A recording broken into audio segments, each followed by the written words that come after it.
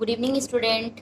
आज मैं आप लोगों को टू टाइप्स ऑफ कम्युनिकेशन जो होता है वो टू टाइप्स के होते हैं। फर्स्ट वर्बल कम्युनिकेशन और दूसरा नॉन वर्बल कम्युनिकेशन। तो वर्बल कम्युनिकेशन क्या होता है इसके बारे में आप लोग को बताने जा रही हूँ। वर्बल कम्युनिकेशन यूजेज ओरल और रिटर्न वर्ड्स। जो हम वर्बल कम्युनिकेशन होता है ना उसका हम लोग मतलब या तो किसी को बोलकर हम अपनी बात को रखते हैं या तो लिखकर। Okay, verbal communication two types, oral and written. Easy to understand, और उसे हम आसानी से समझ सकते हैं। जैसे मान लीजिए आप किसी को बोलते हो तो आप अपनी बात, उसकी बात को आप आसानी से समझते हो, चाहे आपकी बात को कोई आसानी से समझता है। तो वर्बल कम्युनिकेशन क्या है? Easy to understand.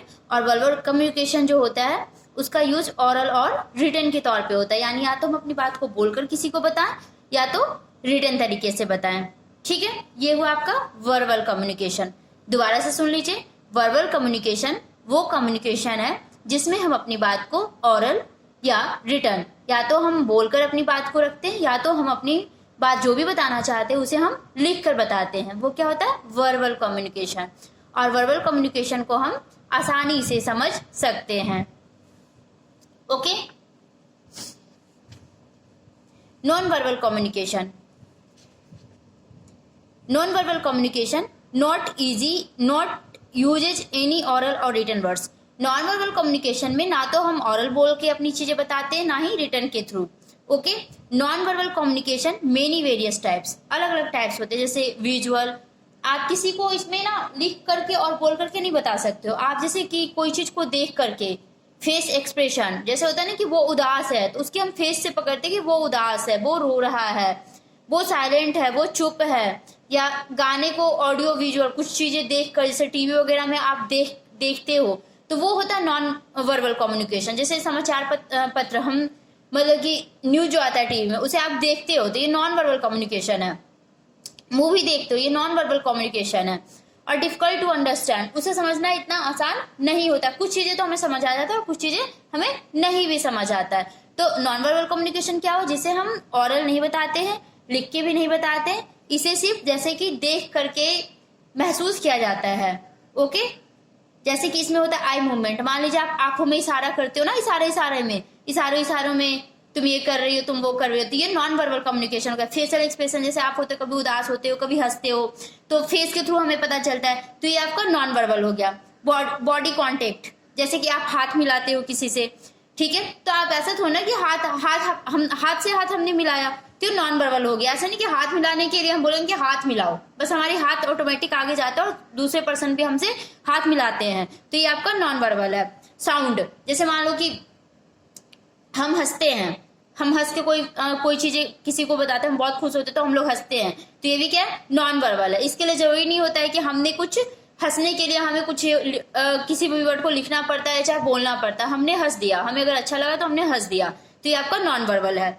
Ways two of talking, जैसे मान लो कि वेज ऑफ टॉकिंग का मतलब होता है अगर आप खुश होते हो तो बहुत प्यार से किसी से बात करते हो, अगर आप गुस्से में होते हो ना तो उतनी ही नफरत से आप बात करते हो, राइट। तो ये क्या हो गया? जैसे स्ट्रेस ऑन वर्ड्स, जो आपके मुंह से शब्द निकलेगा ना वो बहुत गुस्सा भरा निकलेगा। हम लोग बोलते ना जाओ जाओ यहाँ से, मुझे नहीं बात करनी। ओके, तो ये नॉन वर्बल कम्युनिकेशन है। ओके, ठीक है। अब हम लोग पढ़ते हैं टाइप्स ऑफ वर्बल कम्युनिकेशन कि वर्बल कम्युनिकेशन के क्या टाइप्स होते हैं। टू टाइप्स होते हैं, हम लोग पढ़ भी चुके हैं। ओरल होता है, रिटर्न होता है। तो ओरल में क्या क्या चीज होती है? स्पोकन वर्ड्स, जैसे आप कोई चीज को किसी को बोल के बताओ कि मेरे पेट में दर्द हो रहा है, मेरा सर दर्द हो रहा है, आज मैं स्कूल नहीं जाऊंगा या आज मैं स्कूल नहीं जाऊंगी, तो ये स्पोकन वर्ड्स हो गया। फेस टू फेस कन्वर्सेशन, जैसे कि दो लोग आपस में बातचीत करते हैं तो उसे बोलते हैं ओरल कम्युनिकेशन। मान लो कि होता है ना भाई बहनों में आपस में झगड़ा होता है तो काफी देर का उनका चलता है कन्वर्सेशन, राइट। टेलीफोनिक कन्वर्सेशन, आप किसी से फोन पे बात करते हो, बोलते हो ना हेलो पापा, हेलो मम्मा, कैसे हो, तो ये चीजें क्या हो गया? Verbal communication. Okay, written communication. Written communication क्या होता है?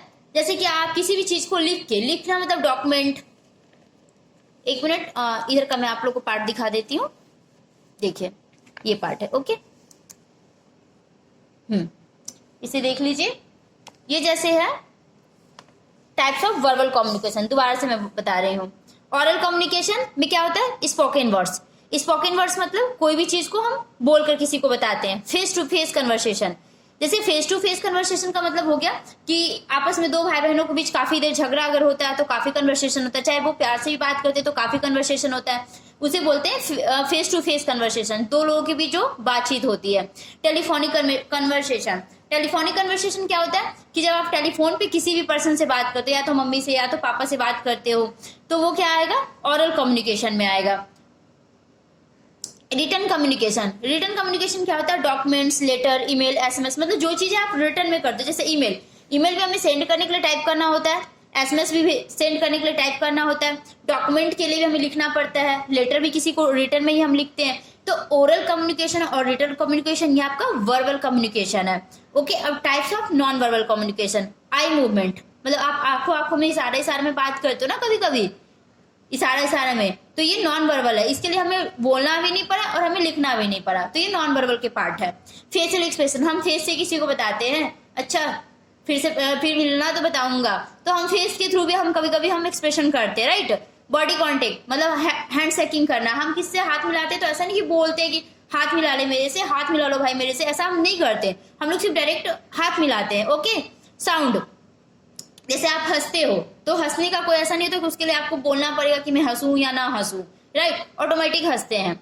वेज ऑफ टॉकिंग, बात करने का तरीका, जैसे मान लीजिए आप खुश होते हो तो बहुत अच्छे तरीके से बात करते हो, अगर आप नाराज रहते हो किसी से तो आप अच्छे से नहीं बात करते हो, आप मतलब कि बोलते हो प्लीज लिव मी अलोन, तुम मुझे अकेला छोड़ दो इस टाइम, मैं तुमसे बाद में बात करता हूँ, राइट। तो ये था बच्चों आपका वर्बल और नॉन वर्बल कम्युनिकेशन। ओके, अब हम लोग नेक्स्ट टॉपिक पढ़ने जा रहे हैं,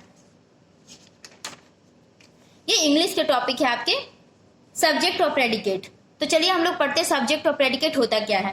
a complete sentence has two parts, sentence के को पूरा करने के लिए बच्चों, कोई भी वाक्य को, कोई भी सेंटेंस को पूरा करने के लिए आपको दो चीज की जरूरत होती है, एक तो होता है सब्जेक्ट और दूसरा होता है प्रेडिकेट। ठीक है, सब्जेक्ट क्या होता है, जैसे कि सब्जेक्ट का मतलब होता है कि जिस सेंटेंस में जिस पर्सन के बारे में बात की जाए, जैसे सपोज मैं खाना खा रही हूं, इसमें कौन खाना खा रहा है बच्चों, मैं खाना खा रही हूं, यानी मैं क्या हो गया, सब्जेक्ट। जैसे हर्षिता रो रही है, तो कौन रो रहा है, हर्षिता रो रही है ना, तो हर्षिता क्या है, सब्जेक्ट है। कृष्णा शैतानी कर रहा है, राइट, तो कृष्णा क्या है, शैतानी कर रहा है, कौन शैतानी कर रहा है, कृष्णा शैतानी कर रहा है, तो कृष्णा इसमें सब्जेक्ट है। किसी भी पर्सन का नाम, किसी भी थिंग्स के नाम से सेंटेंस स्टार्ट हो, ठीक है, कोई भी हिस्टोरिकल चीज से, जैसे कि जैसे गंगा नदी बहती है, तो कौन नदी बहती है, गंगा नदी बहती है ना, तो गंगा इसमें सब्जेक्ट हो जाएगा। ओके, प्रेडिकेट क्या होता है, सब्जेक्ट हम कैसे पहचानते हैं, नेमिंग पार्ट, नाम से। जैसे मान लीजिए हम बोल रहे हैं हर्षिता नाच रही है, तो कौन नाच रहा है सेंटेंस में, हर्षिता नाच रही है ना, तो ये सब्जेक्ट हो गया। ओके, और नाच रही है, तो इसमें जो होता है ना टेलिंग पार्ट, जो दूसरा पार्ट हो गया, हर्षिता तो सब्जेक्ट हो गया और नाच रही है, तो ये क्या हो गया, प्रेडिकेट हो गया। ओके, अगर इसे हम इंग्लिश में बनाए तो कैसे होगा, हर्षिता इज डांसिंग, हर्षिता नाच रही है, तो हर्षिता सब्जेक्ट हो जाएगा और इज डांसिंग प्रेडिकेट हो जाएगा। इज डांसिंग कैसे, प्रेडिकेट पहचानने का रूल्स होता है कि उसमें वर्ब आता है, हमने पहले भी आपको वर्ब क्लास में मैंने पढ़ाया था, हंसना, बोलना, रोना, खाना, पीना, दौड़ना, कूदना, ये सारी चीज बच्चों वर्ब है। तो प्रेडिकेट जो होता है हम वर्ब से पहचानते हैं, और is, am, are, was, were, has, have, had, ये सारा कुछ वर्ब होता है। तो प्रेडिकेट में वर्ब की सारी चीजें आती है, और सब्जेक्ट में ओनली सब्जेक्ट होता है, मतलब सेंटेंस किसके बारे में कह रहा है। ओके, चलिए अब हम लोग इसका डेफिनेशन पढ़ते हैं। What is subject, the person who does the work, मतलब जो पर्सन है वो क्या काम कर रहा है, उसके बारे में, जिसके बारे में क्या काम कर रहा है, उसे सब्जेक्ट कहते हैं। जैसे ही इज राइडिंग द बाईसाइकिल, अब मैं इसको क्वेश्चन पूछूंगा who is riding the bicycle, तो आप क्या आंसर दोगे, ही,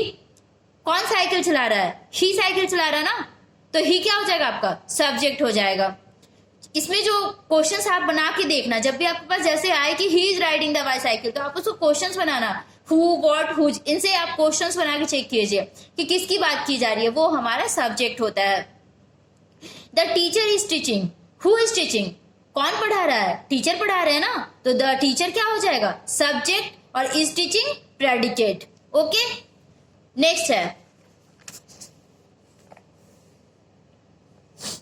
नेक्स्ट देखिए, she is painting a picture, who is painting a picture, कौन पेंटिंग कर रहा है, सी कर रही है ना, तो सी क्या हो गया सब्जेक्ट, और इज पेंटिंग अ पिक्चर क्या हो गया predicate.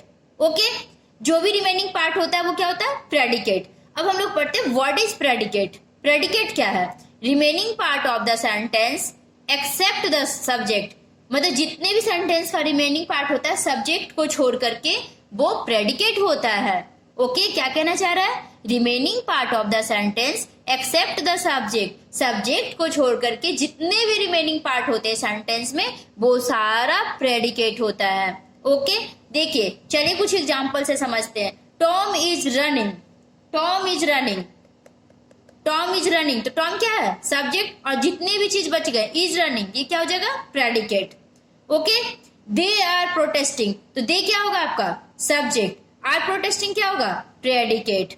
The man is watching the map, तो द मैन क्या होगा आपका सब्जेक्ट, और is watching the map predicate. Okay, I hope बच्चों समझ आ चुका होगा। तो चलिए बाय, टेक केयर।